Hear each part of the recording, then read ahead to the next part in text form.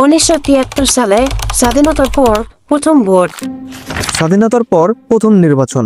মানুষ ভেবেছিল এবার গণতন্ত্র ফিরে আসবে, কিন্তু ধীরে ধীরে সবাই বলল, ভাই ভোট একপাশে টানা হয়েছে। প্রথম দিনই সন্দেহ ঢুকে গেল সিস্টেমে।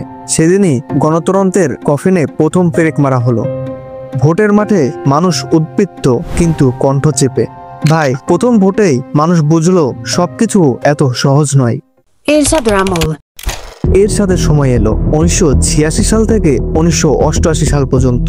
ভোট হলো, কিন্তু সবাই জানতো নাটক চলছে। সোনার বন্দুকের নিচে মানুষ ভোট দিল। বিরোধীরা হাসলো, ভাই এটা ভোট না, এটা ডাকাতি। ভোটারের হাতে কলম ছিল, কিন্তু সিদ্ধান্ত আগেই হয়ে গেছে। ফিল হলো ভোটের আনন্দ আর ভয় একসাথে। ভাই তখন মানুষ শিখলো শুধু কলম নয়, মাঠও জরুরি। 1991 গণতন্ত্র ফিরে আসে। এরশাদ চলে গেল, মানুষ আশা নিয়ে দাঁড়ালো। ভোটারের লাইন লম্বা, প্রত্যেকের কণ্ঠে স্বপ্ন। ফলাফল এলো, ভারসাম্য ফিরল। কিন্তু কিছু কিছু কেন্দ্রে রিপোর্ট ভিন্ন চিত্র দেখা গেল। আশা চোখে, সন্দেহ হৃদয়ে, দুটো একসাথে। মানুষ শিখলো ভোটের আনন্দ আর প্রশ্ন একসাথে থাকতে পারে। 1996 দুইবার ভোট। একই বছরে দুইবার ভোট। ফেব্রুয়ারি বয়কট, একতরফা জয়। জুন নতুন ভোট। তত্ত্বাবধায়ক সরকারের অধীনে মানুষ বলল, আমাদের আলাদা রেফারি লাগবে। প্রথম ভোটেই বিশ্বাস, আবার পরীক্ষা হলো। ভাই তখনই বোঝা গেল নিরপেক্ষ রেফারি ছাড়া খেলা সত্যিই হয় না। 1901 সাল প্রতিশোধের ছায়া। মানুষ লাইনে দাঁড়ানো আবার, কিন্তু ভোটের পর ছড়ালো প্রতিশোধ। ভোট শুধু সরকার বদলায় না, মানুষের ভিতরেও ভয় ঢোকায়। ভোট মানে সাহস, ভোট মানে বিশ্বাস। ভোট না হলে মানুষই ভেঙে যায়। ভাই তখনও কেউ চিনল না ভোটের শক্তি শুধু কাগজে নয়।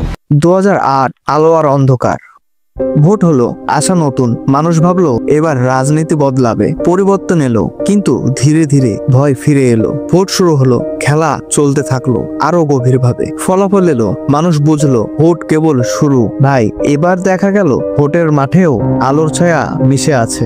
1914 ভোটবিহীন নির্বাচন। 154 জন এমপি জিতলো ভোট ছাড়াই। ভোটাররা কেন্দ্রে যায়নি, সংসদ পূর্ণ হলো। ভাই ভোট ছাড়া জয়ী মানুষের লাইনে দাঁড়ানো দরকার কি? গণতন্ত্র কি শুধু নামের জন্য? মানুষ হতাশ, দীর্ঘ নিঃশ্বাস ধরে রাখলো। ভাই তখনই বোঝা গেল ভোটের নাম শুধু খেলা নয়। 2018 মধ্যরাত্রে ভোট। ভোট শুরু হওয়ার আগেই বক্স ভর্তি। মানুষ সকালে গেল, দেখলো ভোট আগেই দেওয়া হয়েছে। ভোটারের ভূমিকা শূন্য। মানুষ বলল, ভাই এটা ভোট না, মধ্যরাতের ম্যাজিক। ভোটের মাঠে মানুষ নীরব, শুধু চোখে প্রশ্ন। ভাই তখন প্রশ্ন আসে, আমাদের কণ্ঠ কি এখনো কি মূল্যবান? ভোট ডাকাতি শুধু ব্যাটেল নয়। ভোটারের কাছে কলম আছে, সিদ্ধান্ত অন্য কারো হাতে। কেন্দ্র দখল, প্রশাসনিক চাপ, মিডিয়া নিয়ন্ত্রণ, তথ্য ছড়ানো, ভয় দেখানো, সব মিলিয়ে বড় খেলা। ভোট শুধু কাগজে লেখা নয়, মানুষের মনেও লেখা হয়। মানুষ শিখলো ভোট যদি চুরি হয়, বিশ্বাসও চলে যায়। মিডিয়া সত্য না মিথ্যা?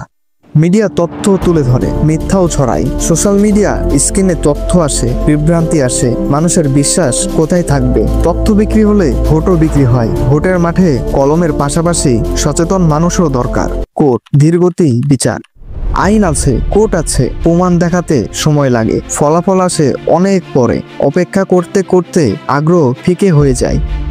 বিচারের ধীরগতি মানুষের ক্ষেত বাড়ায়। আইন যদি সময়েরই লোক হয়, তাহলে সময়ই বিচার করে। তরুণ প্রজন্ম, আশা নাকি ক্ষোভ? তরুণরা জেগে উঠেছে। স্ক্রিনে প্রশ্ন, রাস্তায় কণ্ঠ। তারা জানে ভোট তাদের শক্তি। সাংগঠনিক হলে পরিবর্তন আসবে দ্রুত। চুপ করলে আগের মতোই সব থাকবে। ভোট তাদের, কিন্তু ক্ষমতা তাদের নয়। পরিবর্তনের রোডম্যাপ। আচ্ছা, নিরপেক্ষ কমিশন, মিডিয়ার স্বাধীনতা, সঠিক কাঠামো থাকলে ভোট সঠিক হবে। মানুষ যদি জানে তাদের কণ্ঠর মূল্যবান, তাহলে লড়াইও তীব্র হবে। পরিবর্তন আসে সাহস আর লড়াই দিয়ে। চুপ করে থাকলে কিছু বদলায় না ভাই। সমাপ্তি। 50 বছরের ইতিহাস, ভোটের খেলা, প্রশ্ন, সন্দেহ, সাফল্য, ব্যর্থতা। মানুষ হাসে, কাঁদে, চুপ করে। ভোট যদি সাজানো হয়, খেলা চলবে মধ্যরাতের অন্ধকারে। ভিডিওটি ভালো লাগলে লাইক দিবেন, এবং কিছু প্রশ্ন করার থাকলে বা কোনো উত্তর জানা থাকলে কমেন্ট করবেন এবং সাবস্ক্রাইব করে রাখবেন।